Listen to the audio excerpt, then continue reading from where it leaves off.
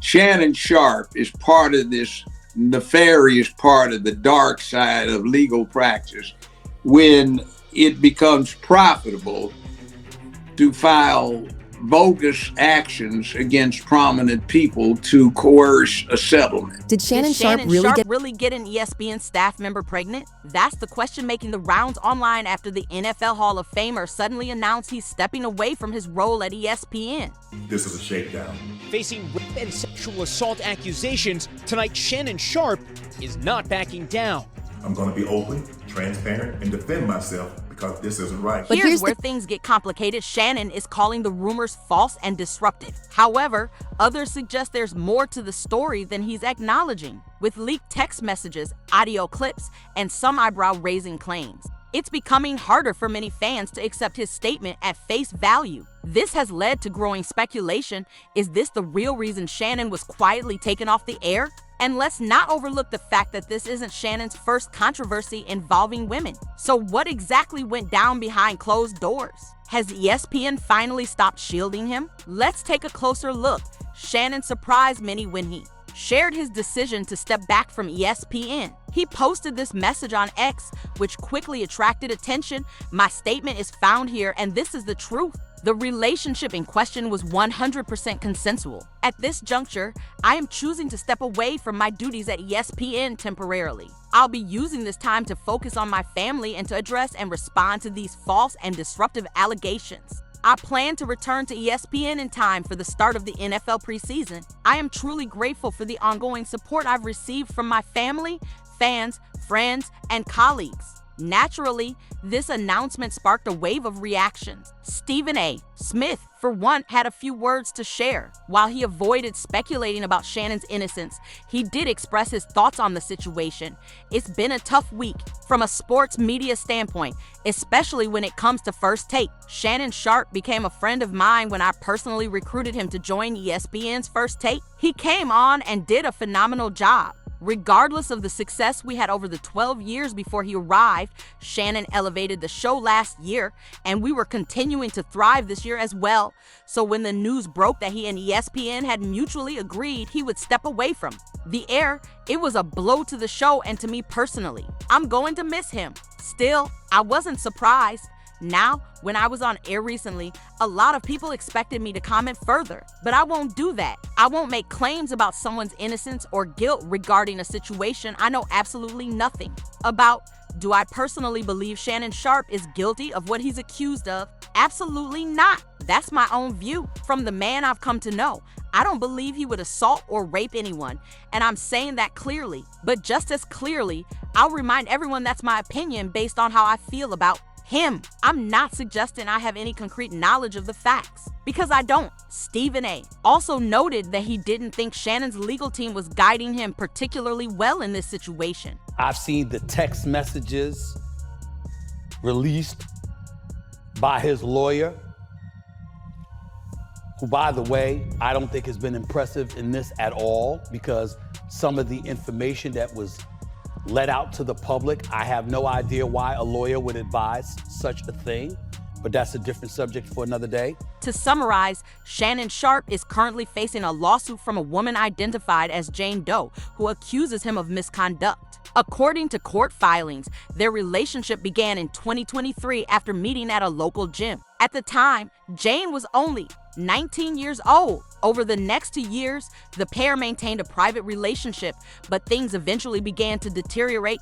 This shift reportedly started around the time of Sharpe's Instagram controversy when he accidentally went live while in an intimate situation with another woman.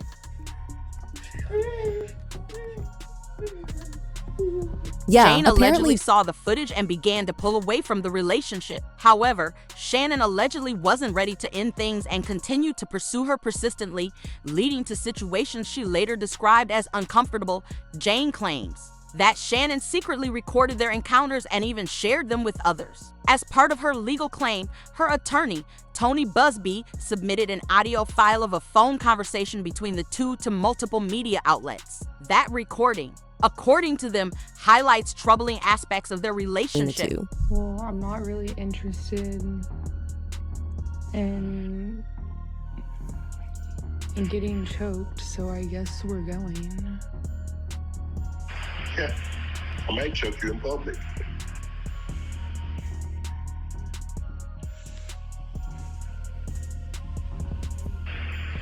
Big black guy chokes small white woman.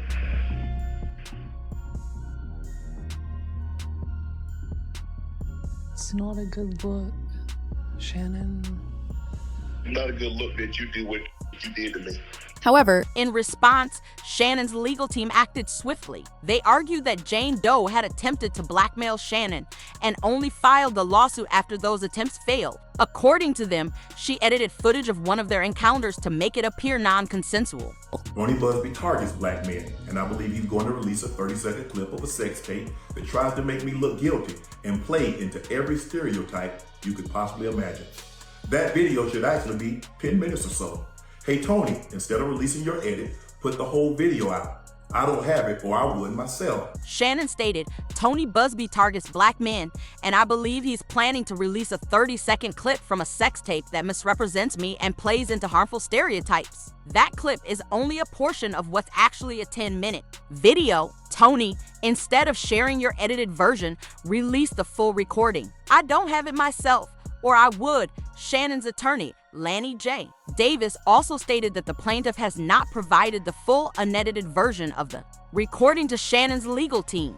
He further claimed that the relationship remained consensual until January 2nd, 2005, just one day after Jane allegedly asked for $25,000 per cheek, which Davis said should be taken literally. Despite the gravity of the accusations, Shannon has remained publicly firm in maintaining his innocence. In fact, he has drawn criticism for attempting to intimidate the plaintiff by revealing her full name, Gabby Zenig, publicly.to. Be honest, it's starting to do more harm than good. Shannon and his legal team released a 44-page document containing text exchanges between him and Jane, and fans aren't responding well. One message read, "I want you to put a dog collar around my neck and choke me with it." Another stated, "I want to put my tongue in your bleep and then marry you." But the message getting the most attention was this: "That's my daddy. I want you to put a big black baby in me." That particular text sparked widespread conversation. Some fans called it racially insensitive. One comment read, saying, "Put a big black baby in me" has to be a form of racism. It's strange how this kind of disrespect gets excused as kinks. Have some self-respect as black men. Others added, "No woman talking like that should have your attention. Stop falling for it."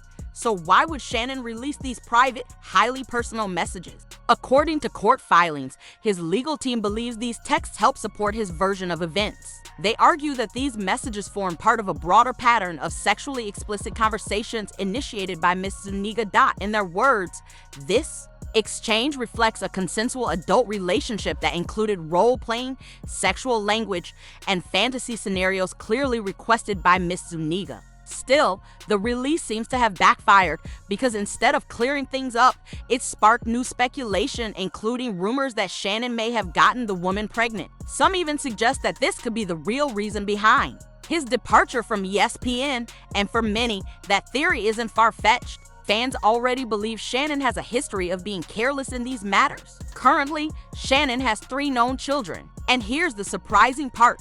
All 3 were born in the same year, 1992. But they're not triplets. That's right, Shannon reportedly fathered 3 children with 3 different women, all within the same year. While that might sound unbelievable, online sleuths have taken a closer look. His oldest child, Kayla Sharpe, was born in 1992. His only son, Kiari Sharpe, was also born in 1992 during Shannon's time with the Denver Broncos. The least is known about his other daughter, Kayla, who was likewise born in 1992. Interestingly, Kayla is not featured on Shannon's X or Instagram profiles, and honestly, that alone reveals a lot about Shannon's character. Fans have plenty of strong opinions about him. Some have said he should be behind bars just for that. Even Shannon has admitted in the past that he wasn't exactly the best father. Interestingly, all of his children's names begin with the letter K, but that's just the beginning. Many fans believe Shannon didn't treat the mothers of his children properly either. Why? Because this isn't the first time he's faced legal trouble involving allegations of mistreatment toward a woman. Back in 2023, Shannon's former girlfriend, Michelle Bundy, filed a lawsuit accusing him of defamation, lies, and slander. She claimed he crossed a serious line during their relationship. According to her, the issue dated back to 2010 when she confronted Shannon about his affairs. But instead of addressing it verbally, she said he reacted physically forcing her down and then allegedly engaging in non-consensual acts. Michelle further alleged that he moved her to the bed and threatened to destroy her reputation if she dared speak about the incident. According to court records, Shannon reportedly said that any effort to expose him would be met with a full campaign to use everyone I know to destroy you.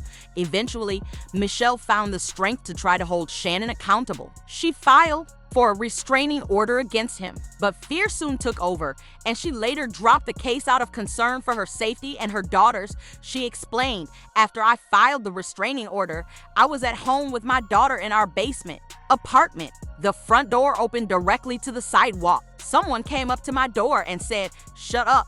I panicked and dropped everything right then. My daughter was home with me, and having someone approach my door like that, absolutely not." Meanwhile, Shannon took a familiar approach, complete denial. A spokesperson on his behalf dismissed the allegations outright, stating Michelle Evans' claims are baseless and entirely without merit. Shannon has had no contact with her for many years.